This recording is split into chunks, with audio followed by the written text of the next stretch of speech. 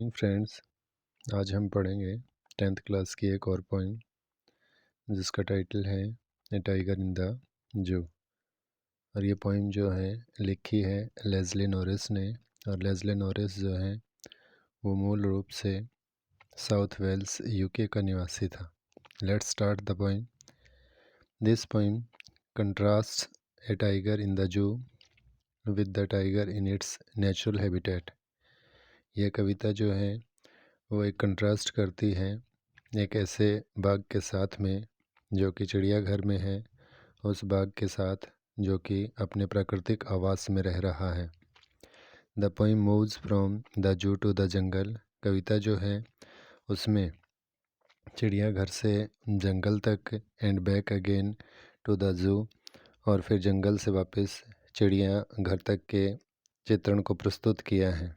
Read the poem silently once. एक बार कविता को शांत ढंग से पढ़िए। And say which stanzas speak about the tiger in the zoo. कौन से ऐसे स्टेंजा हैं जिनमें बतलाया गया है कि बाघ जो है वो चिड़ियाघर में है। And which ones speak about the tiger in the jungle. और कौन से पहरे में बताया गया है कि बाघ जो है वो अपने वास्तविक या प्राकृतिक आवास में है जो कि जंगल है। He stalks in his vivid strips. He stalks, वह अकड़ कर चलता है। वह यहाँ पर टाइगर के लिए लिया गया है। विविड का मतलब क्लियरली है और स्टेप्स का मतलब धारियाँ हैं। द फ्यू स्टेप्स, कुछ एक कदम, ऑफ हिज केज, अपने पिंजरे के। बाघ जो है वो अपनी स्पष्ट धारियों के साथ पिंजरे में कुछ एक कदम जो है अकड़ कर चलता है। On pads of velvet quiet. Pads गद्देदार, वेलवेट मखमली, अपने मखमली गद्देदार पंजों के साथ। इन हिज क्वाइट रेज, और रेज का मतलब गुस्से से है और वह गुस्से में भी शांत स्वभाव को दिखा रहा है। He should be lurking in shadow. Lurking का मतलब है घात लगा कर बैठना। उसे घात लगा कर बैठना चाहिए। इन शैडो, परछाई वाले भाग में। स्लाइडिंग, गुजरते हुए। थ्रू लॉन्ग ग्रास, लंबी घास में से। नियर द वाटर होल, पानी वाले झरने के पास। वेहर प्लम्प डियर पास, जहाँ से मोटे ताज़ा हिरन जो हैं वो पानी पीने के लिए गुजरते हैं। उन हिरनों को अपने भोजन के रूप में उससे शिकार करने के लिए लंबी घास में से छाया वाले भाग में घात लगाकर बैठना चाहिए। He should be snarling around houses. He should be snarling, उसे गुर्राते हुए या गुर्रा कर, अराउंड हाउसेज, घरों के आसपास। एट द जंगल्स एज, वो घर जो कि जंगल के किनारे पर बने हुए हैं उनके आसपास गुर्राते हुए।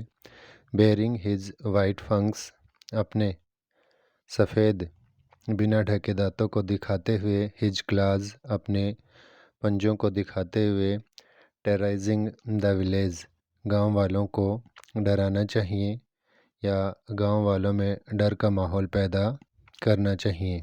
ही has locked in a concrete cell, but परंतु ही हैज लॉक्ड, उसे बंद कर दिया गया है। इन ए कॉन्क्रीट सेल, कंकड़ पत्थर की बनी हुई कोठरी में।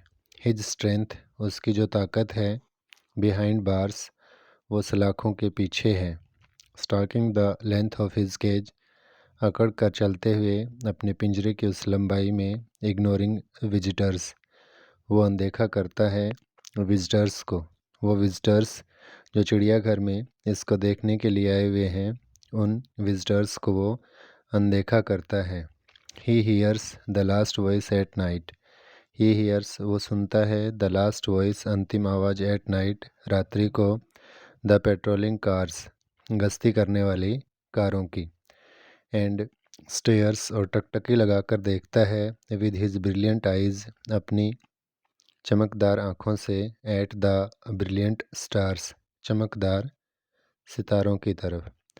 कविता में मुख्य भाव जो है वो यही है कि एक बाघ जो है उसका प्राकृतिक आवास जो है वो जंगल है, लेकिन इस कविता में उसे चिड़ियाघर में सलाखों के पीछे बंद कर दिया है।